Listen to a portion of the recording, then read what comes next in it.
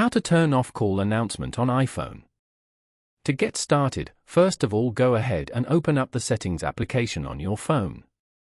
Once you're here, scroll down to the end and tap on Apps. You can view all your phone apps over here.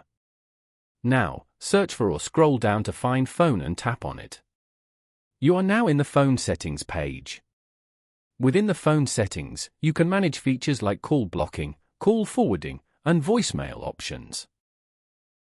You can also customize your outgoing call settings.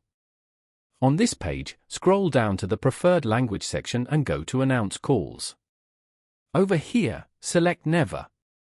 This means that your incoming calls will never be announced. Following these steps, you can easily turn off call announcement on iPhone. Thank you for watching. Please leave a like if this tutorial helped you, or leave a comment below if you have any questions related to the video.